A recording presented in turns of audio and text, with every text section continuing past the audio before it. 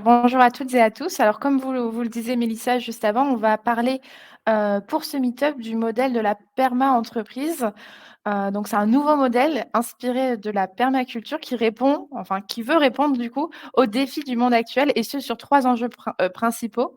Prendre soin des humains, préserver la planète et partager équitablement les richesses. C'est Sylvain Brezard qui a créé ce modèle et qui l'a explicité dans son ouvrage qui s'intitule Une entreprise viable pour un futur vivable. Donc, à l'occasion de ce meet-up, on est vraiment ravis d'accueillir Antoine Jacquier.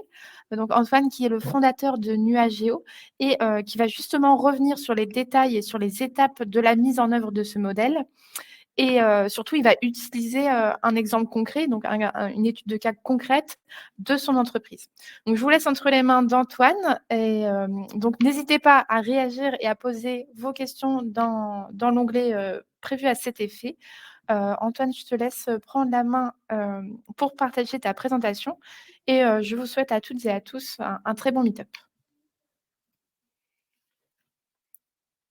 Parfait. Merci Marianne pour cette introduction. Eh bien, bonjour à tous. Merci de m'accueillir dans ce Comet. J'ai le plaisir effectivement de vous présenter un modèle d'entreprise, la perma-entreprise.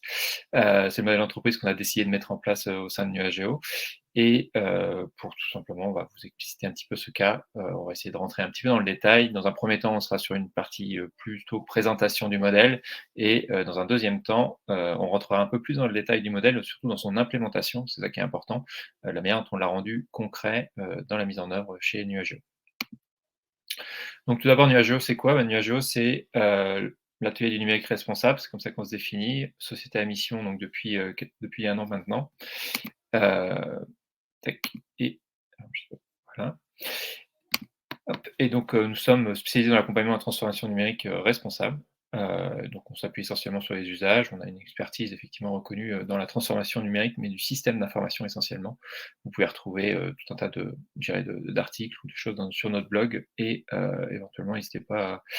On pourra discuter de ces sujets-là. C'est pas tout à fait le sujet d'aujourd'hui, mais bon, j'ai vu que vous y avez une inquiétude par rapport à cette thématique-là chez Extia, donc c'est très bien. Dans tous les cas, il y aura forcément des liens qui pourront se faire facilement. Donc, tout d'abord, Nuageo, c'est une société sur laquelle on a défini une mission qui était guider les êtres humains vers des usages numériques soutenables à impact positif pour contribuer à une société libre et inclusive. Alors, dit comme ça, cette raison d'être, elle peut paraître soit très engageante, soit trop engageante. Ça dépend un peu de quel endroit on se positionne. Il faut dire que cette raison d'être, c'est le point de départ de notre réflexion et on reviendra dessus un peu plus en détail. Et je vous la prends juste maintenant, c'est un slide assez classique qu'on présente de chez nous. On s'appuie sur 4 valeurs fondamentales pour nous, l'humanisme, le pragmatisme, la sincérité et transmettre. Et donc aujourd'hui, on va essayer d'être dans la transmission et dans la sincérité, évidemment. Nos implications dans le numérique responsable, on intervient sur différentes associations. Je vous laisserai de toute façon regarder éventuellement nos contributions. Le but étant pas de passer trop de temps dessus aujourd'hui. Donc nous avons un peu plus de 30 minutes pour exposer le modèle. On aura des questions soit pendant la présentation, si vous avez des questions. N'hésitez pas à intervenir soit via le chat ou et à ce moment-là, j'essaierai de répondre. Je sais que j'ai Marie-Hélène qui veille au grain aussi pour pouvoir intercepter des questions qui pourraient être intéressantes de répondre. Et sinon, j'essaierai à la fin de répondre au maximum de questions. Donc le modèle, pour commencer, donc la perma-entreprise, ce modèle-là a été introduit effectivement par Sylvain Brezard, qui est le président directeur général de chez Norcis, qui est une société, une ESN aussi dans le numérique, qui a commis un livre donc, en mars 2021 et pour lequel on a accompagné aussi la construction du livre au départ, puisqu'on faisait partie des premières entreprises intéressées par son modèle. Et aujourd'hui, on fait partie justement des premières entreprises qui sont déclarées comme étant des perma-entreprises établies. Donc, il a posé ce modèle qui était une extraction finalement de son mode de fonctionnement qu'il avait tout simplement, qu'il a formalisé dans ce livre. Et l'objectif aujourd'hui, justement, c'est de revenir un petit peu sur ce livre. Alors, pourquoi la perma-entreprise? Ce qui est intéressant, c'est qu'il y a d'abord un constat, c'est que le modèle de développement aujourd'hui ne semble plus tout à fait viable par rapport à la consommation des ressources, par rapport aux limites planétaires qui sont, j'ai envie de dire, dépassées les unes après les autres. On est toujours en train d'attendre la prochaine qu'on va dépasser. On a des problèmes, des stress hydriques en ce moment, on sait pas, c'est pas quelque chose de nouveau, les méga-feux, l'été dernier, voilà. Alors ce modèle-là, on voit bien avec une approche et une croissance, exponentielle, et on a découvert à quoi ressemblait une exponentielle pendant le Covid, lorsque ça partait. Au départ, c'était pas très grave et puis très rapidement, ça pouvait devenir, très important. Et donc on voit bien qu'on a, voilà, ce modèle-là, le modèle des entreprises qu'on a aujourd'hui, basé essentiellement sur la création de profits, au bénéfice de souvent des actionnaires, heu, creuse les inégalités, accélère le réchauffement climatique par rapport à son activité et dégrade globalement la biorégénérescence de la planète. Et enfin, et ce qu'on voit aussi, à travers, je dirais les petites crises qui se développent en ce moment, ici ou là et en France en particulier en ce moment, fait lit justement la montée des populismes à partir du moment où les inégalités sont trop importantes. Tac. La conviction, qui est à l'origine un peu de la création aussi de la permanence entreprise, c'est que depuis 30 ans, il y a des démarches RSE. C'est-à-dire qu'on met en place des choses dans les entreprises pour, avoir un impact social, sociétal, et environnemental, sauf qu'elles ont, globalement échoué puisqu'on est toujours au même problème. Alors c'est un constat qui est sévère certes, mais c'est plutôt, un constat réel puisqu'aujourd'hui on voit bien que les entreprises, même si les grosses entreprises sont emparées de ces sujets du RSE, la tendance n'a pas vraiment évolué et on est toujours sur, justement sur une courbe qui est, pas forcément, rassurante. Pour autant, l'entreprise, c'est quand même le cœur, des actions dans l'économie. Ils ont une force pragmatique de changement dans le sens où, on a toujours, fait des changements d'abord les entreprises, souvent après les gouvernements ont suivi, pour inscrire des lois pour encadrer ces pratiques-là, mais elles se doivent effectivement, d'être en capacité, justement de changer rapidement. Donc elles sont capables de prendre rapidement des décisions, parce que finalement on se met d'accord entre quelques actionnaires ou un conseil d'administration et on change de direction. Elles sont capables de mettre en ordre très rapidement, se mettre en ordre de marche très rapidement, on voit bien. Quand une entreprise décide d'enclencher, elle déroule un plan opérationnel, ce plan opérationnel est exécuté. Et en plus, à partir du moment où elle a compris, ce qui était intéressant pour elle, à la fois pour le business ou pour le développement de ses collaborateurs, et bien, elle est capable de copier, de s'adapter, à ce qui fonctionne. Voilà. Et donc ça, c'est ça qui est plutôt encourageant par rapport à ce que c'était la genèse un peu de l'écriture du livre. C'est que même si, depuis 30 ans, on essaye de faire du RSE. On n'essaye pas forcément de le faire dans la stratégie de l'entreprise, on le fait plutôt à côté de la stratégie de l'entreprise, soit pour équilibrer ou pour se donner bonne conscience, ça dépend un petit peu comment on voit les choses. Pour autant, il manquait quelque chose qui permettait de mettre à la fois la stratégie de l'entreprise et la RSE au même niveau, à savoir inclure la RSE dans la stratégie de l'entreprise sans forcément être, une société, type ESS, entreprise sociale et solidaire, hein, c'est pas l'objectif. On est capable de pouvoir faire des profits, et de développer une activité, sans pour autant, écraser tout ce qu'on a autour de nous. Voilà, c'était un peu le principe, de départ, ça c'est la conviction, de Sylvain Brozard au moment où il a développé la perma-entreprise. Hem Il s'est appuyé sur un principe qui est, bon, il s'est mangé le bouquin, il y a 500 pages. Si vous êtes un peu courageux, à un moment donné, vous pouvez lire le bouquin de la permaculture, donc qui a été créé dans les années 70, à contre-courant complet du modèle agricole dominant du productivisme, qui consiste justement à produire plus de la monoculture. La permaculture permet, de développer, des cultures, très abondantes avec très, très peu de ressources et surtout en mélangeant les différentes espèces, en travaillant sur les associations.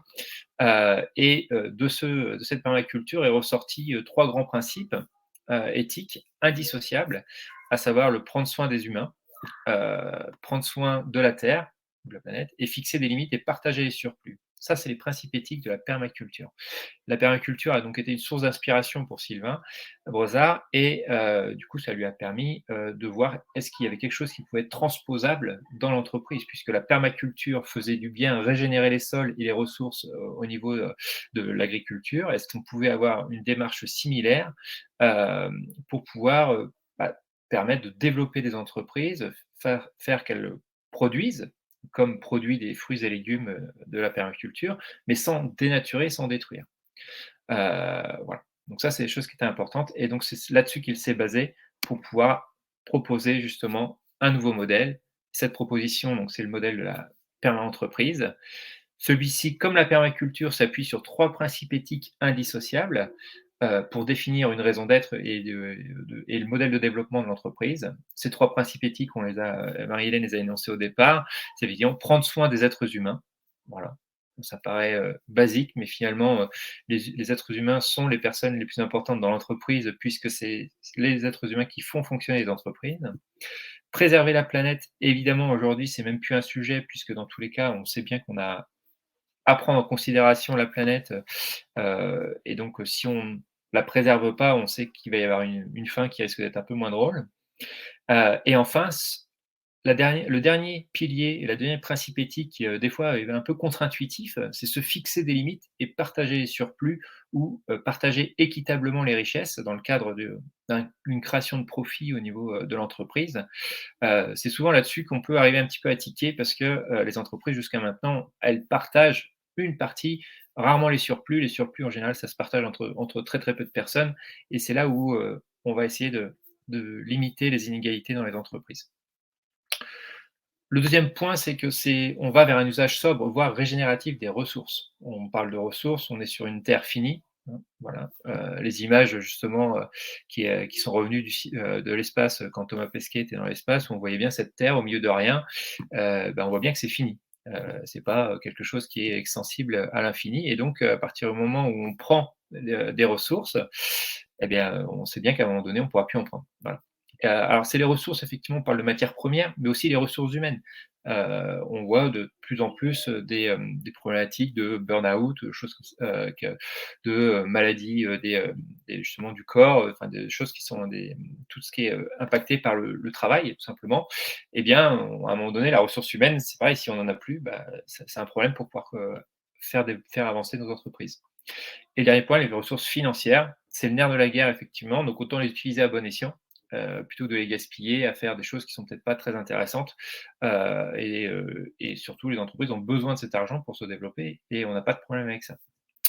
De manière à pouvoir s'assurer que le modèle est viable et assure justement de tenir et de respecter les limites planétaires, il a été imaginé donc et produit 23 objectifs d'impact exigeants, qui permettent de mesurer, à la fois, son niveau d'atteinte par rapport à ce modèle qui est, effectivement au départ qui peut paraître théorique, mais on montrera après comment ça se met en œuvre et surtout tout simplement de conditionner, la crédibilité de l'engagement. C'est pas le tout, de se dire, «Bah, je vais planter des arbres, pour justement, équilibrer mon bilan carbone», si d'ailleurs, par ailleurs, vous faites, tout et n'importe quoi, avec, l'approvisionnement de vos ressources. C'est bien, ça vaut le coup de se racheter une conscience, mais c'est insuffisant. Et bien, dans ces objectifs d'impact, justement, on va aller chercher tout un tas de métriques quelque part qui vont évaluer si, justement, on respecte ces principes éthiques, si on prend soin des êtres humains, si on préserve la planète et si on se fixe des limites, hein, et qu'on redistribue équitablement les richesses. Le dernier point qui est intéressant et souvent, qui peut être un peu moins bien perçu, c'est ce principe d'agencement des parties prenantes. C'est bien l'entreprise, elle ne vit pas toute seule dans son coin. On est bien d'accord, on a des clients, on a des fournisseurs, on a des salariés, on va avoir des partenaires bancaires, même s'ils ne sont pas toujours, aidants. Mais ceci dit, on a ces parties prenantes, on va avoir justement nos sous-traitants. Il faut travailler ensemble, il faut les agencer. Ce principe d'agencement issu également de la permaculture, vous allez pouvoir les retrouver, justement dans la perma-entreprise avec un objectif que chaque projet qui est mis en œuvre, on doit identifier avec qui on doit travailler et on doit co-construire, le résultat, des travaux. On n'est plus dans une logique de compétition ou de relation client-fournisseur où on va, savoir à quel moment on va, réussir à, je dirais, à prendre le pas sur l'autre ou à l'écraser ou à arriver à avoir, la remise qui va nous faire du bien, mais qui va lui faire du mal. On n'est pas du tout dans cette démarche-là, on est plutôt dans une co-construction de quelque chose qui permet de pérenniser la relation. Voilà. C'est pour ça aussi que c'est important cet agencement des parties prenantes. De la même manière, on aura cette relation privilégiée avec nos salariés forcément, pour faire en sorte qu'ils soient partie prenante de la réussite du projet. Alors, au-delà d'être une théorie posée au départ sur le papier, ce qui est intéressant effectivement, ça peut être une déclaration d'intention: «Ayons des entreprises qui soient plus respectueuses des humains, de la planète et qui, se redistribuent, ces surplus». Hem Sylvain Brezard, du fait de son passé et qu'il est toujours entrepreneur, a voulu rendre cette démarche très opérationnelle. Et c'est ça qui est intéressant dans cette approche, c'est qu'au-delà de la déclaration d'intention, on est sur vraiment une méthodologie qui permet de décliner opérationnellement une raison d'être à travers justement ces principes éthiques, les 3 qu'on a cités plusieurs fois, et de pouvoir justement, poser les enjeux de l'entreprise. On verra ce que c'est qu'un enjeu. Un enjeu, ça fait partie justement des grands objectifs à moyen long terme qu'on veut se fixer par rapport à notre activité et par rapport au fonctionnement de l'entreprise. Hem Et pour chacun de ces enjeux, on va essayer de définir, des projets, des actions très opérationnelles, vous verrez dans les exemples, c'est des choses qui sont, finalement à la portée de beaucoup de gens et de beaucoup d'entreprises. Et enfin, avoir des objectifs d'impact qui permettra justement d'évaluer si, lorsqu'on fera notre premier bilan, ce qu'on a pu faire nous en septembre dernier, évaluer si, on respecte le référentiel de la perma-entreprise. Je passe vite fait sur ces 23 objectifs d'impact, c'est juste pour, expliquer la logique. Typiquement, si on prend, le premier, bon, sur la raison d'être, c'est savoir si cette raison d'être est plus ou moins bien implémentée. On peut l'évaluer avec un niveau 1, 2 et 3 et surtout l'évaluation, c'est de se dire qu'on a une perma-entreprise en initiation, une perma-entreprise en devenir ou une perma-entreprise établie.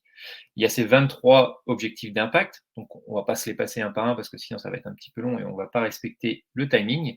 Mais pour autant, on peut en prendre quelques-uns juste pour vous donner une idée. Par exemple, l'employabilité des collaborateurs. Ça veut dire quoi? Ça veut dire que l'objectif fixé dans la régénération des compétences justement des collaborateurs, c'est de travailler justement à une entreprise, pas à ce que ces collaborateurs ne puissent pas aller ailleurs. L'objectif d'une entreprise, c'est de faire progresser les collaborateurs. D'ailleurs, dans l'introduction de Comet, on a aussi cette question-là de la transmission des compétences. Eh bien, c'est bien l'objectif d'une entreprise, c'est de faire monter en compétence ses collaborateurs. Ben là, c'est très simple. On dit que si un tiers des salariés est formé au moins 15 jours sur 3 ans, c'est-à-dire 5 jours par an, on rentre dans le cadre d'une entreprise, d'une perma-entreprise en initiation. Au contraire, si on pousse le curseur, on est 80%, 90% des salariés qui sont formés avec 5 jours de formation par an minimum. Eh bien, ça veut dire qu'on est une perma-entreprise établie pour ce critère. L'objectif, c'est de parcourir l'ensemble de ces critères et de se poser la question de savoir est-ce que on a rempli une majorité de ces critères et avec un niveau supérieur à 1, évidemment, si idéalement. Bon, déjà, le niveau 1, c'est déjà très très bien pour un bon nombre d'entreprises, surtout que c'est vraiment une démarche de progrès. On est en chemin quand on est en perma-entreprise. C'est pas quelque chose où on a un diplôme à l'arrivée et après c'est fini. Non, c'est quelque chose qu'on remet en jeu quelque part continuellement. Bon, le télétravail, je pense que maintenant tout le monde est au courant là-dessus, mais là, quand il l'a lancé, il a commencé à travailler, c'était un peu avant le Covid, donc forcément, ça pouvait être encore une question aujourd'hui, mais ça peut l'être dans pas mal d'entreprises également. On pourra se poser la question si ce critère-là est utilisable dans d'autres industries, par exemple, et ça peut être un sujet. Régénération physique et mentale des salariés, pour lui, 1/3 des salariés peuvent bénéficier du télétravail ou 90 des salariés peuvent bénéficier du télétravail. Voilà. Après, on peut travailler sur la durée du télétravail, pour préciser un petit peu ce qu'est-là. Une mesure qui est intéressante, qui est pas forcément liée en fait à quelque chose qu'on va faire, mais c'est un ensemble de choses qu'on va faire et c'est une conséquence de ce qu'on va faire, savoir la réduction de l'absentéisme. On peut dire que ça, c'est quelque chose qui coûte très, très cher à l'entreprise, l'absentéisme. Pour autant, ça se décrète pas. On décrète pas que les gens sont pas absents ou sont, absents. C'est quelque chose, c'est une conséquence d'un ensemble d'actes au niveau de l'entreprise et faire en sorte d'avoir moins de 3 de son temps de travail, sur l'ensemble des salariés qui correspond à des absences, justement des salariés, fait que, c'est un enjeu, pour l'entreprise et la perma-entreprise, de manière particulière. Les écarts de salaire, c'est quelque chose qu'on va le retrouver entre les hommes et les femmes, entre différentes fonctions. La gouvernance, savoir si on va aller sur une gouvernance top-down et quel est le taux de participation à des décisions collectives. Voilà un peu les critères qu'on va essayer d'évaluer. Là, on en a d'autres évidemment sur les aspects environnementaux. Est-ce qu'on a une démarche, de réduction, de notre bilan carbone? Donc, voilà, c'est des objectifs qui sont fixés.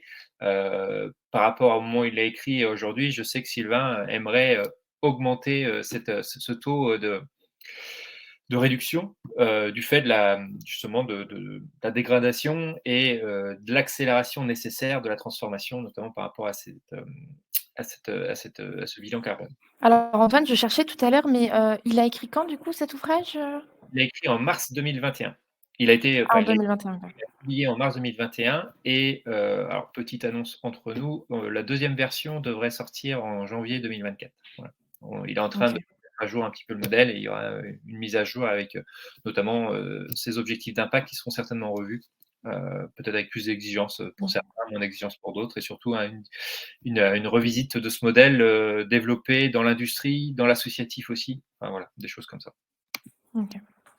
Voilà, la réutilisation enfin, quel niveau d'économie circulaire on met en place dans son entreprise? Est-ce qu'on, se limite dans l'innovation et faire en sorte qu'on continue de respecter, je dirais, ces 3 principes éthiques, tout en essayant d'innover? Donc ça, des fois, c'est un petit peu, difficile.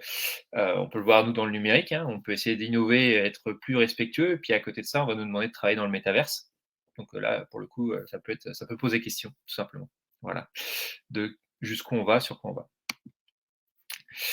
Hop, parfait. Et donc, sinon, donc on peut avoir exactement, enfin des quelques questions sur, la relation avec nos fournisseurs, la distribution des richesses, au niveau des salariés. Donc, combien est-ce qu'on va redistribuer, auprès des salariés ou combien on va redistribuer, combien de la valeur, est partagée auprès des salariés à travers leurs salaires, les cotisations et tout ça. On a la chance en France d'être dans un système très redistributif. Pour autant, il est possible encore de faire d'autres choses, travailler justement sur la réaffectation, d'argent sur, justement des actions sociales, ouais, ou autres tout simplement. Voilà. Faire attention que ces fournisseurs ne sont pas dans alimentent pas des paradis fiscaux, typiquement, ça fait partie des questions qu'on va se poser quand on va mettre en place une perma-entreprise.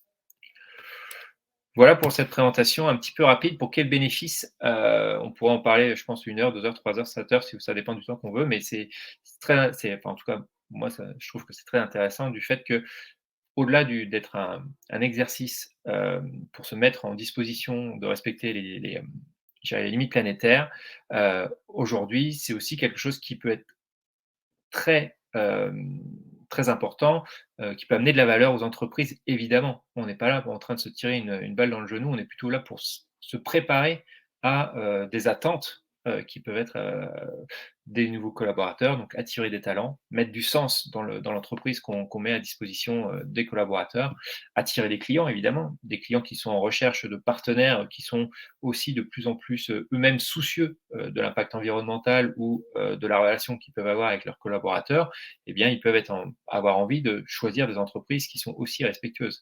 Ça permet de faire des économies. Je vous disais tout à l'heure, l'argent, c'est une ressource, aujourd'hui qui est importante puisque c'est celle qui dirige un petit peu le monde, on va dire. Pour autant, utiliser cet argent à bon escient, c'est aussi être un gain de croissance de l'entreprise, évidemment.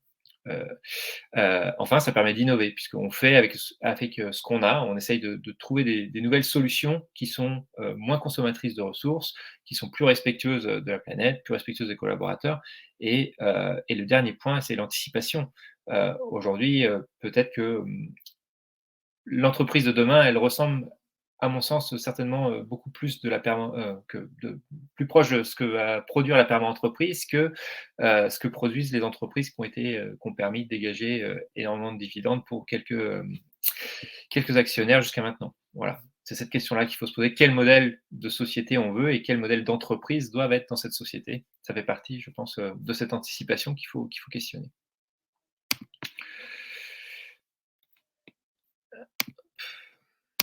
Tac. Alors, je ne sais pas s'il y a des questions par rapport au modèle, avant que j'enchaîne tout simplement avec, l'explicitation du modèle. Donc ça va un petit peu vite, donc je m'en Bah, excuse. là, du coup, on n'a pas de questions sur le modèle. Je pense que enfin, en tout cas, pour ma part, j'attends de voir vraiment comment ça a été, mis en place. Du coup, je trouve que c'est l'aspect concret qui va être intéressant et qui va, je pense, faire émerger pas mal de questions. Parfait. Eh bien, on y va alors. À ce moment-là, on continue. Alors ce modèle, nous, on l'a implémenté donc, chez Nuageo. Donc, Nuageo est considéré comme une perma-entreprise établie. On a fait notre premier rapport, on a commis notre premier rapport en septembre l'année dernière. Il a été publié en fin d'année. Il est activable et récupérable depuis notre site internet si ça vous intéresse de regarder le détail. Je vais revenir dessus un peu rapidement, mais globalement, c'est juste pour vous présenter la manière dont on a, tout simplement implémenté, la perma-entreprise chez Nuageo. D'abord, la première histoire, comme je vous l'ai dit, on commence par définir ce qu'on appelle la raison d'être. Cette raison d'être, donc qui pour nous a mis un petit peu de temps à émerger, heu, peut être une déclaration d'intention ou peut être incarnée au sein des actions et c'est l'objectif de la perma-entreprise, c'est vraiment de pouvoir incarner cette raison d'être et de la décliner opérationnellement dans le quotidien des collaborateurs, de nos clients et nos fournisseurs. Tac. Alors, rapidement, donc nous, on a été créé en 2014. On s'est posé la question de nos valeurs, et de travailler vraiment sur, l'incarnation de nos valeurs en 2019. On a lancé la démarche, autour, de la perma-entreprise donc en juillet 2020, donc pendant l'écriture du bouquin, parce qu'on avait rencontré, Sylvain et il nous avait partagé ses travaux et on avait trouvé, ça plutôt intéressant. Ça ressemblait assez proche à ce qu'on faisait, sans trop le savoir, mais au moins il y avait un cadre qui était intéressant à déployer. Hem et donc en juin, 2021, il nous a fallu, quasiment une année, pour écrire le modèle, voir comment on voulait le mettre en place, quels étaient, les projets, les enjeux qu'on voulait définir, aussi bien expliciter notre raison d'être. Donc toutes ces différentes étapes, ça nous a pris à peu près un an et la dernière, donc on est, devenus société à mission, donc il y a un an tout juste, en s'appuyant sur les éléments qu'on avait préparés, ce qui fait que ça a été très facile pour nous et ensuite, on a pu, commettre notre premier rapport donc en septembre, 2022. Donc les moyens mis en œuvre qui permettent de donner un peu de perspective au travail qui a été fourni, donc c'est une vingtaine de projets, et avec, à peu près, 80 actions. On va pouvoir revenir dans le détail et ça a été, possible parce qu'on a pu mettre en place, justement, un espace de travail pour nos collaborateurs pour qu'ils puissent justement, s'imprégner du projet, de la stratégie qu'on voulait mettre en place et pour ça on a sanctuarisé, le vendredi, qui est une journée pour nous qui fait partie de la répartition justement et du temps, pour nos collaborateurs pour travailler, à la fois sur de la formation, mais aussi sur la perma-entreprise. Avec, évidemment, bon, comme, leitmotiv pour nous, apprendre du passé, aborder le présent et construire le futur. C'est vraiment à quoi est orienté ce vendredi pour nous. Antoine, par rapport au déploiement du coup de cette démarche, de perma-entreprise, donc là pour le cas de Nuageo, il y a Eric, qui commente et qui nous demande si finalement, cette démarche, elle pourrait devenir une forme de certification ou de standardisation ou même est-ce que ça pourrait rentrer dans une certification, d'ores et déjà existante? Alors, pour l'instant, en fait, le moyen, je dirais, enfin, ce à quoi ça permet et ça accélère les choses, c'est tout simplement pour pouvoir être en raccord avec, notamment le fait de devenir, société à mission, qui est un aspect réglementaire, qui est une évaluation au bout de 24 mois et qui demande, tout simplement on est évalué par un organisme tiers indépendant qui nous demande: «Est-ce que vous avez sincèrement implémenté votre mission?» Et de fait, le fait de déclencher ou déployer cette organisation autour de la perma-entreprise, permet de formaliser un ensemble de choses, de définir des objectifs d'impact et donc au moment où on doit déclarer, et prouver notre sincérité dans notre démarche, c'est assez facile pour le coup. Parce que justement, on s'est préparé en amont. Il y a beaucoup d'entreprises qui sont passées société à mission et pendant 2 ans, ils ont couru après pour se dire: «Dans 2 ans, il faut qu'on soit prêt pour présenter quelque chose». Nous, on a d'abord préparé quelque chose et après on s'est présenté pour devenir société à mission, ce qui fait que ça nous a permis de gagner du temps. Pour autant, il n'y a pas pour l'instant de standard là-dessus. Il n'y a pas d'ISO, il n'y a pas de choses qui ont été lancées. Il y a tout un tas de labels RSE, Lucie par exemple, qui propose des choses. Un autre exemple, on a été labellisé par Numérique Responsable, donc on a atteint notre premier niveau, on est formateur là-dessus. Mais en fait, ça nous a vu le travail qu'on avait fait en amont sur la part entreprise nous a permis d'être labellisés très facilement. Donc pour l'instant, c'est plutôt un accélérateur qu'un nouveau label. On pourrait imaginer que ça le devienne, mais par exemple, il y Mmh. a Bicorp qui est quelque chose qui est assez semblable en termes d'évaluation. Pour autant, dans la méthode, Bicorp, il y a pas de méthode. Il faut juste remplir un certain nombre de critères. Ouais, c'est ça. Là, on a une démarche. En fait, c'est ça qui était intéressant, c'est d'avoir cette démarche qui accompagne justement la mise en place de la perma entreprise. Voilà. Du coup, on va rentrer dedans, dans le détail. Tac, un petit peu.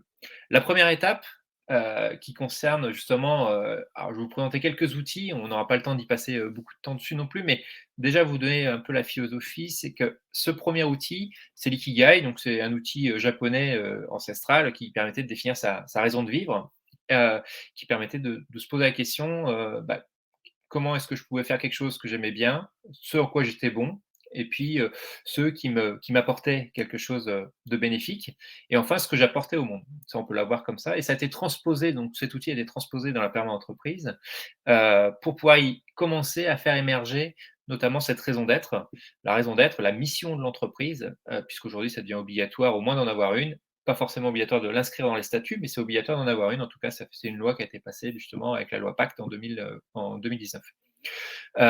Donc, nous, on avait fait l'exercice aussi, et ça permet de faire, cet outil-là permet de faire émerger un champ lexical dans ce à quoi on est bon, par exemple. Qu'est-ce qu'on est bon? Alors, c'est pas toujours évident de se poser la question de savoir pourquoi on est bon.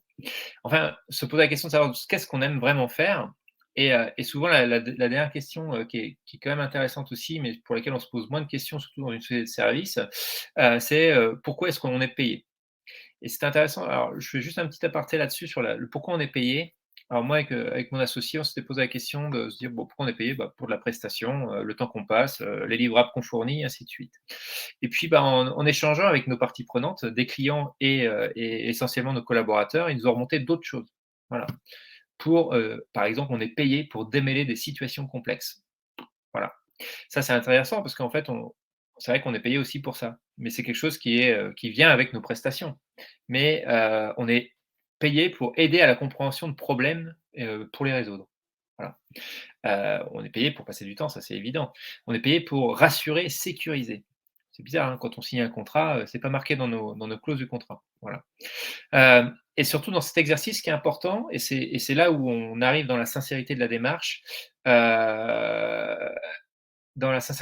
en fait, c'est qu'on essaye de mettre en place des choses, et à chaque fois qu'on a donné, par exemple, heu je sais pas, prendre soin des êtres humains, on a dit, «Très bien, qu'est-ce qui est important pour nous? Le télétravail est libre». Est-ce que effectivement c'est vrai? Oui, aujourd'hui, on fait du télétravail, et donc ça, c'est clairement facilement identifiable. Pour autant, il y a des choses qui ne sont pas toujours évidentes. Comment est-ce qu'on se fixe des limites? Et là, c'est pour aller plus loin dans la raison d'être, c'est qu'est-ce que le monde a besoin? Une fois qu'on a répondu à 3 questions, et donc dans cette raison d'être, il faut qu'on arrive à placer le fait qu'on aime faire les choses, ce qu'on aime faire, ce en quoi on n'est pas trop mauvais, ce en plus, si ça peut nous rémunérer, bah, tant mieux, et enfin, qu'est-ce qu'on apporte au monde? Qu'est-ce qu'on essaye, et en se posant la question de comment on le fait pour répondre aux 3 principes éthiques issus de la perma-entreprise. Donc prendre soin des humains, préserver la planète, fixer des limites et redistribuer les surplus, ou redistribuer équitablement les richesses. Bah, en mélangeant un petit peu tout ça, en travaillant un petit peu, on vient faire ressortir un certain nombre de choses au niveau donc d'un lexique. Alors, on retrouve nos valeurs évidemment, on va retrouver la manière dont on va travailler, s'entraider, solidarité entre collaborateurs. Voilà, ça c'est des choses qui sont assez faciles chez Nuageo, mais c'était pas forcément évident de l'exprimer. Transmettre, faire grandir, rendre indépendant, ça c'est des choses qu'on aime bien faire, et c'est des choses pour lesquelles en plus on nous demande de le faire en travaillant. Et donc voilà, tous ces éléments-là permettent de faire émerger une sorte de champ lexical. Il n'y a pas de martingale, il n'y a pas de magie, mais tout ça, ça nous permet justement d'aboutir à notre raison d'être. Alors cette raison d'être, bon, on pourrait la dire effectivement, elle est très engageante, peut-être trop engageante, peut-être trop grosse par rapport à ce que nous on est, Nuageo. Pour autant, si quelqu'un la veut, celle-ci, il n'y a pas de problème, vous pouvez la réutiliser. J'ai pas de souci avec ça. Mais ce qui est important pour nous, ce qui est important, c'est de pouvoir être en capacité d'exprimer ce que ça voulait vraiment dire pour nous. Guider, par exemple, c'est un mot, on a travaillé, peut-être, un petit peu de temps dessus, je ne sais plus exactement combien de temps, mais ça a été un vrai travail d'échange là-dessus avec les collaborateurs, parce qu'on l'a fait avec nos collaborateurs, cette, déclaration-là. Bah, c'était de savoir guider, il y avait quoi? Il y avait accompagner, aider, mais guider, c'était quelque chose qui nous intéressait parce que c'était vraiment le fait de sécuriser les choses, celui qui est en devant de cordée, qui enlève les cailloux, qui montre la voie. Voilà, c'était pas le sens du guide spirituel, non, c'était plutôt le guide de celui qui va aider à progresser et surtout à baliser le chemin. On pourrait aller comme ça sur chaque terme, mais en tout cas, cette raison d'être, est issue, vous retrouvez ces mots-là en fait qui sont, typiquement issus de notre ikigai, des choses qu'on a produit avant. Donc à partir du moment où sur chacun de ces termes-là, on est à l'aise, on peut venir nous chercher sur le fait qu'on a déclaré une raison d'être qui était un petit peu forte. Pour autant, derrière, on sait exactement ce que chaque mot veut dire. Et ça, c'est dans la méthode, et la méthode nous impose de devoir expliciter chaque terme, de notre raison d'être pour pas envoyer un slogan. C'est pas du marketing. Derrière, il faut qu'on soit capable, de pouvoir, la décliner opérationnellement. Je vois le temps qui file et j'avance rapidement. Une fois qu'on a défini cette raison d'être, alors bon, aussi puissante qu'elle puisse être, aussi engagée qu'elle puisse être, on est à l'aise avec ça, fallait, se demander, comment est-ce qu'on pouvait la décliner, au niveau de notre métier? Et pour ça, on a décliné des enjeux. Alors l'enjeu, je vous en ai parlé un petit peu au début, c'est un objectif à moyen long terme qui va nous permettre de donner une direction pour un certain nombre, de projets, qui vont regrouper un certain nombre de projets et surtout qui vont répondre soit à un ou plusieurs principes éthiques énoncés précédemment. Donc nous, on l'a fait comme ça. Maintenant, la méthode commence un petit peu je dirais à à devoir avoir plusieurs principes éthiques dans chacun des enjeux, mais nous, au départ, on était parti en ayant, des principes éthiques et quelques enjeux par principe éthique. Pour nous, c'était plus facile à construire, mais aujourd'hui, on pourrait le faire aussi différemment. Je ne vais pas les passer ici trop, en revue, puisque je vais rentrer en détail dedans pour vous montrer, concrètement comment on les a implémentés. Je pense que c'est ça qui est le plus important. Notre premier enjeu, limiter notre impact environnemental, répond au principe éthique préserver la planète, évidemment. Donc ça, à la limite, cet enjeu-là, tout le monde peut l'apprendre, c'est pas compliqué. Ça a commencé par quoi comme action concrète? On a fait notre bilan carbone, comme tout le monde. On a fait notre bilan carbone, on a identifié 770 kg équivalent CO2 par collaborateur. Voilà, c'est l'impact carbone d'un collaborateur, chez Nuageo. Mais bon, le bilan carbone, c'est intéressant, mais ça ne dit pas tout. Donc on est en cours aujourd'hui de travailler sur la CV qui va nous permettre de mesurer, heu, pas simplement l'impact climatique, mais l'impact multicritère, du conseil chez Nuageo.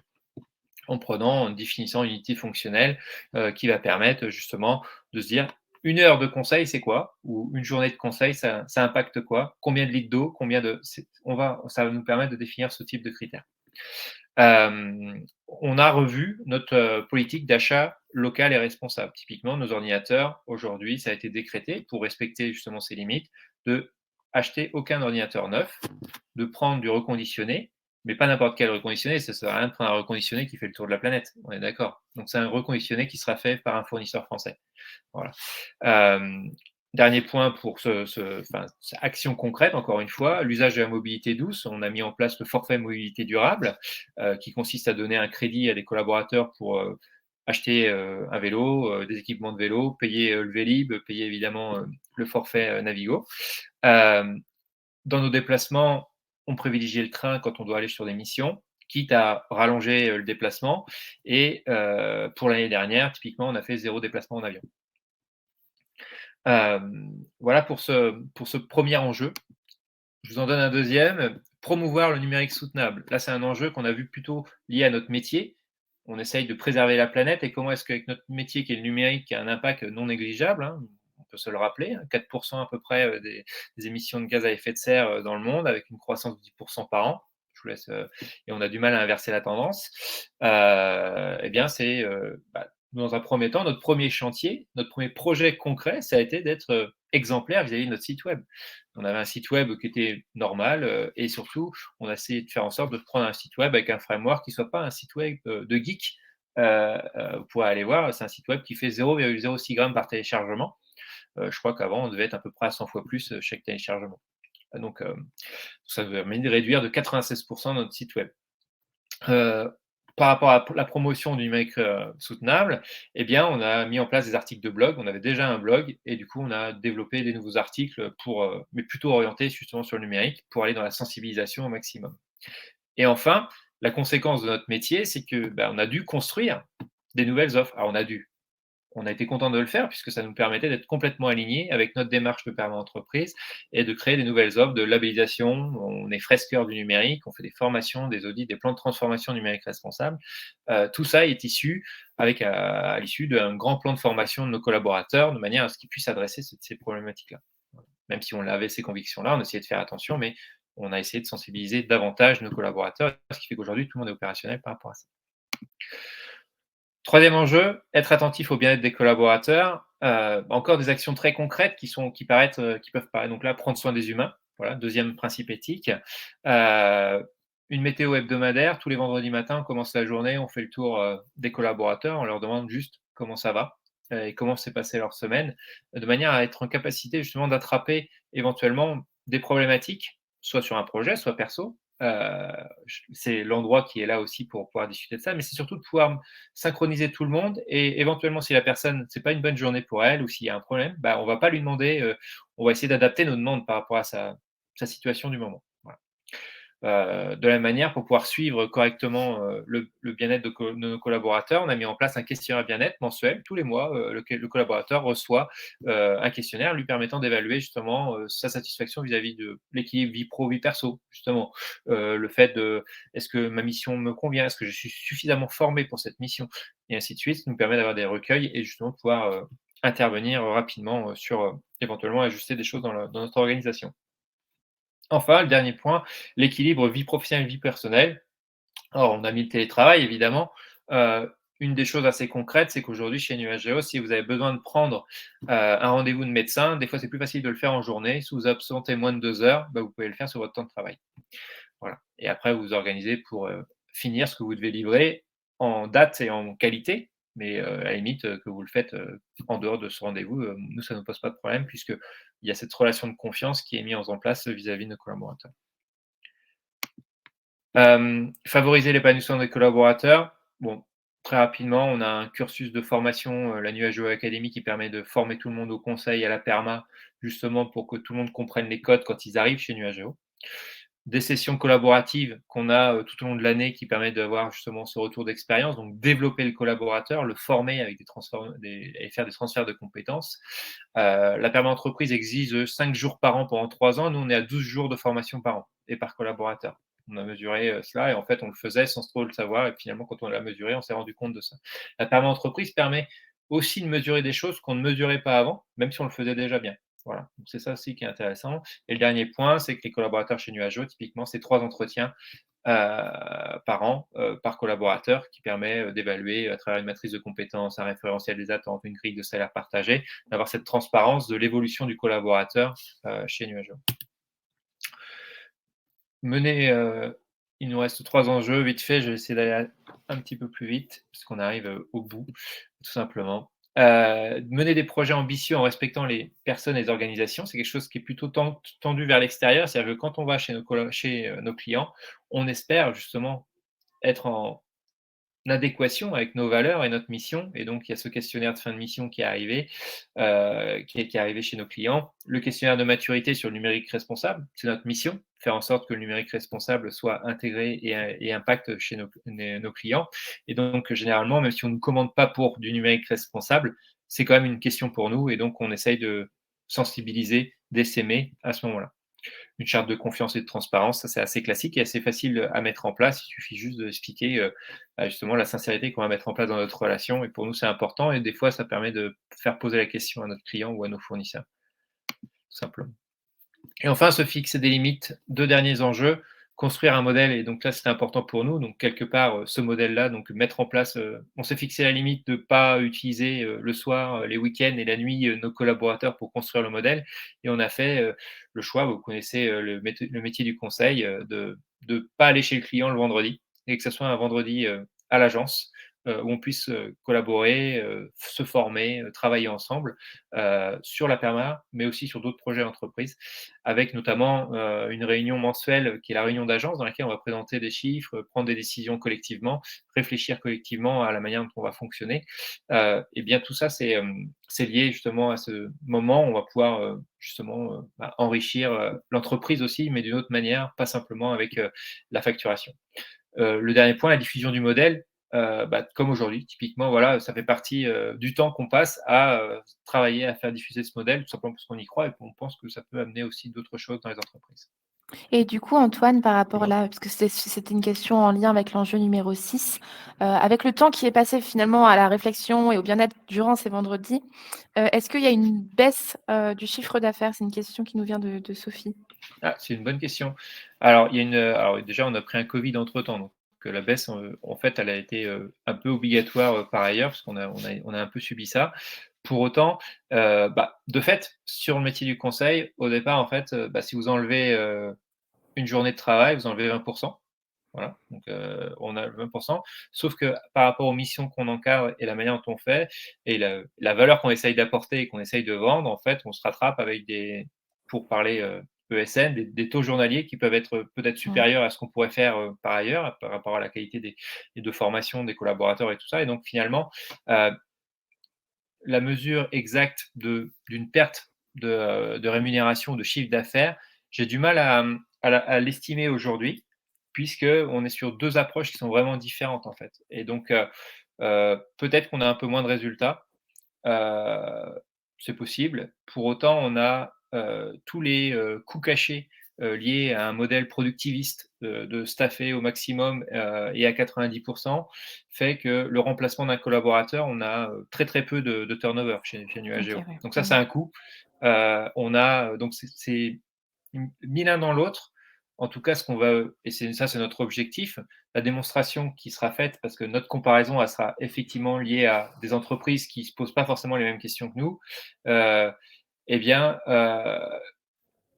bah, l'autre objectif, c'est d'être au moins aussi rentable, et du coup, de surtout diminuer, quand on parlait tout à l'heure de ne pas gaspiller de l'argent, bah, diminuer, les coûts cachés, des erreurs de projet, des problématiques qu'on peut avoir avec nos clients, du recrutement qu'on doit faire pour remplacer des collaborateurs, les absences, l'absentéisme. Nous, on a très, très peu d'absentéisme chez Nuageo. J'espère que ça va continuer. Mais on le voit, un consultant qui est absent, dans une ESN, s'il ne va pas staffer, tout de suite, ça impacte largement le chiffre d'affaires. Donc finalement, l'un dans l'autre, le modèle justement, qu'on essaye de déployer, parce qu'on n'est pas non plus dans le monde des bisounours, hein, évidemment, c'est de faire en sorte, que justement ce modèle soit rentable, et il sera, accepté que s'il est rentable. Donc dans tous les cas, on n'a pas Mmh mh. d'autre obligation que de le rendre rentable et de travailler à ça. Alors C'est ça le se nerf de travaille, la guerre. c'est le Mmh. nerf de la guerre dans tous les cas, puisque c'est le modèle de référence, ou c'est à quoi on va être comparé.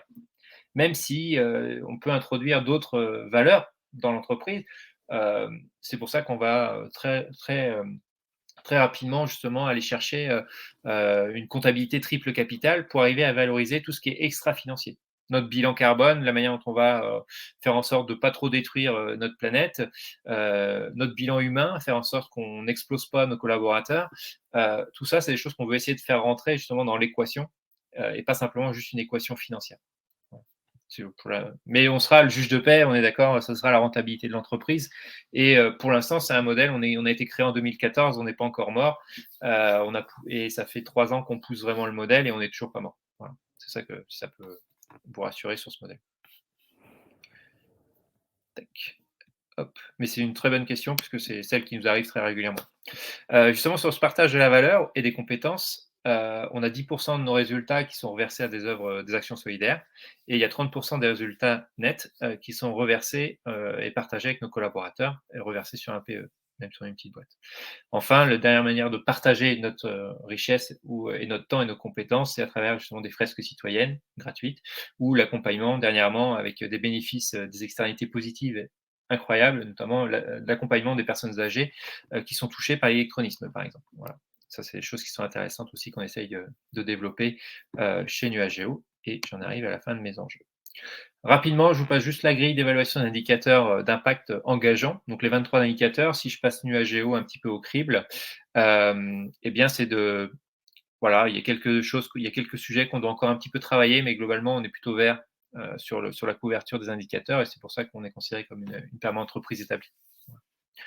C'était juste pour repasser sur ces indicateurs. Les indicateurs sont globalement atteignables si on y met un peu de moyens, et en plus, c'est surtout, très opérationnel, comme vous avez pu le voir, sur la manière Donc ça, dont c'est je les objectifs d'impact exigeants que tu avais ouais, c'est montrés les là, 23, tout à voilà, c'est les l'heure. 23, Et voilà. vert, c'est quand tu es au niveau 3 ou au niveau C'est 1? au niveau 3. Vert, Au c'est niveau niveau 3. 3 et jaune, c'est au niveau 2, et nous, on n'a pas de niveau 1, ou alors là, il y a des choses qui ne sont pas très applicables. Typiquement, OK, pourcentage de consommation électrique en énergie renouvelable. On est en location dans un bâtiment et on n'est pas au courant du contrat, donc on ne sait pas répondre. OK. On va essayer de chercher l'information. Pour l'instant, on n'est pas au courant. Voilà. Pareil sur les placements de fonds ISR, on n'a rien là-dedans. Mais bon, voilà. Ouais. Mais effectivement, c'est des vrais sujets. Donc en conclusion, j'espère que ça n'a pas été trop vite, j'espère que l'essentiel du message a été assez clair. On a une raison d'être, voilà, qu'on a explicité. Il y a ces 3 principes éthiques qui sont intéressants et qui nous servent de guide aussi à chaque fois pour nous poser les bonnes questions, de savoir est-ce qu'on fait attention à prendre soin des humains qu'on a dans notre entreprise et chez nos clients? Est-ce qu'on préserve la planète et est-ce qu'on fait en sorte de se fixer des limites, pour ne pas exploser les limites justement planétaires? On a nos 7 enjeux éthiques, stratégiques qu'on a définis, qui permettent d'avoir aussi un cadre et de savoir, dans quelle direction, on avance, chez Nuageo. Et enfin, ça a été décliné en une vingtaine de projets opérationnels, qui regroupent les actions concrètes. Alors les actions concrètes, c'est les quelques actions qu'on a présentées là. Il y a eu 80 actions qui ont été identifiées au moment où on a construit le modèle et des nouvelles actions arrivent régulièrement, certaines sont clôturées et ainsi de suite et les projets, c'est pareil. Ce qui reste sur le moyen long terme, ce sont les enjeux qui, eux, Mmh. ont une vision un peu plus long terme et la raison d'être qui, a priori, est assez immuable, à notre objectif. Évaluer régulièrement avec les 23 objectifs d'impact, mais on a aussi rajouté notre propre cadre d'évaluation parce qu'il y a quelques trucs qui n'étaient pas dans les objectifs d'impact qu'on a rajouté au modèle pour évaluer le fait qu'on fasse les choses correctement. Voilà. Alors, Et là, super, bah, j'arrive merci au merci dénouement. Antoine. Donc du coup, c'était, hyper inspirant. Enfin, en tout cas, moi, ça m'intéresse tout particulièrement. Donc on a eu quelques petites questions. Heu, donc, je crois que Jean-Louis, tu m'as réduit la question. Donc la question, c'est: «Tous les humains n'étant pas bienveillants par nature, comment cohabiter avec les personnes malveillantes lors de l'application de cette démarche?» Donc là, c'est une question un peu plus large, hein, Ouais. Antoine. C'est intéressant parce qu'en fait, nous typiquement déjà pour travailler chez Nuageo, forcément, il y a un sas de passage qui est important pour, au moins assurer que nous entre nous, ça fonctionne bien et notamment, les collaborateurs sont partie prenante du recrutement pour être sûr que justement, ça soit à peu près aligné au niveau des valeurs, qu'on ait compris, ce que chacun venait faire ici. Pour autant, ces choses s'acquièrent, on est assez ouvert par rapport à ça. On n'est pas un groupe fermé, pour après, comment est-ce qu'on réagit vis-à-vis, des personnes malveillantes? Bah, c'est difficile puisqu'on peut pas, on part du principe alors il y a 2 soit on bloque tout et on se méfie de tout le monde, soit on est peut-être, on va dire, crédule ou, enfin je sais pas, mais en tout cas on fait d'abord confiance et puis, des fois on arrive à faire changer les gens et puis des fois on n'arrive pas. Bah, si on n'arrive pas, bah, on travaille moins avec eux. Voilà, tout simplement. L'objectif, c'est pas de se faire mal, aussi et donc d'essayer d'aller, travailler avec des personnes avec lesquelles on est, à peu près aligné évidemment. Ça fait partie, du respect de nos valeurs, quoi. Mais du coup, Antoine, vous, vous êtes, devenu, perma-entreprise au moment où tu as fondé finalement l'entreprise? Il y a pas eu un moment de transition? Tout le monde Bah, était d'accord, je pense, oui, j'étais d'accord, mais dans le sens où au départ on faisait de la perma-entreprise sans le vouloir. Moi, enfin oui, pour aussi. venir à l'origine, la genèse de la création de Nuageo, on a créé Nuageo, j'étais dans un grand cabinet avant, je suis passé, par Accenture, j'ai mon associé qui était passé par EY, on avait des modèles qui étaient quand même pas tout à fait celui qu'on a voulu créer après. Donc peut-être en réaction à ces modèles-là d'ailleurs. Mais au Mmh. départ, nous, notre objectif, c'était essentiellement de faire en sorte de pas broyer nos collaborateurs. Ça, Mmh. c'était quelque chose qui était important pour nous, heu, parce que c'est la richesse d'une entreprise et c'est important de faire en sorte de les faire évoluer et d'y faire attention. Ça, c'est notre première préoccupation. La deuxième préoccupation qui arrivait un peu plus tard, c'est on s'est rendu compte quand même que le numérique avait un impact qui était non négligeable, au niveau environnemental et on avait des convictions fortes là-dessus du point de vue écologique. Pour autant, on avait du mal un petit peu à connecter avec notre métier et la question s'est posée de savoir est-ce que notre métier, on pouvait rester aligné avec ça? Et donc c'est pour ça qu'on s'est engagé sur des compétences qu'on connaissait, le système d'information, à travailler sur un numérique plus responsable et donc à travailler sur justement tout ce qui est, Mmh. impact environnemental du numérique, tout ça. Donc on avait aligné cette valeur-là. Et le fait de la redistribution, c'est quelque chose qui était déjà un peu là, mais qui n'était pas vraiment formalisé. Et avec la perma-entreprise, donc oui, on était peut-être déjà une perma-entreprise. Pour autant, la formalisation, ça nous a pris 1 an. L'engagement des nouveaux contributeurs qui sont des salariés qui nous rejoignent, bah, eux, ils n'étaient pas là au début, donc il faut qu'ils apprennent la manière dont on fonctionne. Donc c'est pour ça qu'il y a le Mmh. process d'intégration et tout ça. Oui, mais du coup, ils rejoignent en sachant que ça fonctionne ainsi. Si on prend un Accenture qui existe déjà et qui fait une transition vers un modèle plus de perma-entreprise, alors là, on est, On est enfin, sur une on transformation effectivement. voilà, donc il y a des problématiques. Pour nous, il a fallu qu'on se transforme aussi, tout simplement pour être alignés. Il y a des choses qu'on voulait faire et on s'est aperçu qu'on les faisait pas bien, tout simplement. On n'était pas complètement, carré et donc on a s'est fait des transformations, mais c'est plus des ajustements, je suis d'accord. Mmh. Pour autant, hem, et c'est là où, il y a forcément un coût, un investissement à cette transformation, lorsqu'on veut changer de modèle. Ouais. Après, est-ce qu'ils en ont envie? Je suis pas sûr qu'Accenture, Oui. typiquement, ait Oui, envie de c'était un changer exemple parce que tu alors l'as mentionné, mais je suis pas sûr qu'Accenture ait on envie de cite changer de personne. modèle. Pour Ouais. autant, qu'ils se posent la question, d'avoir un peu plus qu'une page avec du RSE, je pense que ça serait bien. Voilà. Oui, Mais ça, voilà. c'est, Mmh. après, c'est un chemin aussi, on ne dit pas qu'il faut que tout le monde soit, niveau 3 tout le temps. C'est simplement de se dire qu'en prenant un petit Être peu, dans la c'est dans dynamique. la Mmh. dynamique d'être sur le chemin, c'est un plan de progrès d'avancer, on n'est jamais au bout, on remet en jeu tout, quand on rembauche un nouveau collaborateur, on se pose la question si ça va faire bouger le modèle. Quand on va chez un client, on se dit: «Ah, est-ce que ce client-là, on va y arriver aussi à pouvoir appliquer notre modèle?» Parce qu'il faut aussi que les clients acceptent, hein, de faire un full time, 4 jours par semaine, par exemple. Vous voyez? Mmh. C'est des Ouais, c'est choses ça. qu'il faut arriver à leur expliquer. Bon, je vais terminer avec 2 Voilà. dernières petites questions. Il y a Sophie qui trouve, ce modèle formidable déjà, et qui nous demande peut-être si tu sais, Antoine, combien d'entreprises, tentent d'appliquer ce modèle en France? Des entreprises qui exercent hors du domaine du conseil du numérique sont-elles intéressées également? Oui, alors il y a plusieurs, là, il y a des expérimentations. Alors c'est un modèle qui est assez récent, hein. On disait donc ça a été déployé en mars Mmh. 2021.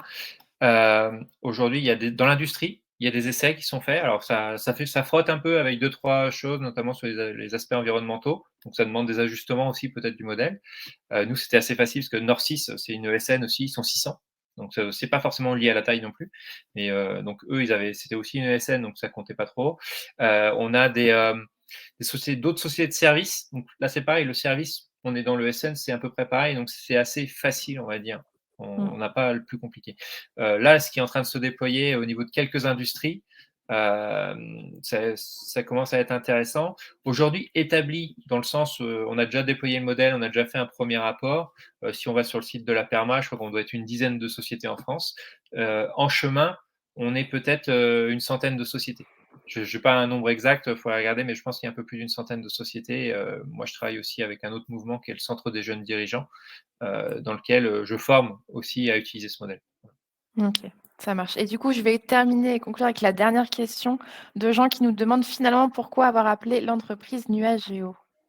Alors là, Nuageo, parce que c'était en 2014 et on avait, à l'époque, une approche qui était, assez centrée sur tout ce qui était, le début, des usages, du cloud, donc Nuageo, Ah oui, voilà. OK. On ne sait pas trop, Ça ça marche. date de 2014. En 2014, on faisait plein de boîtes, qui finissaient par EO, donc voilà.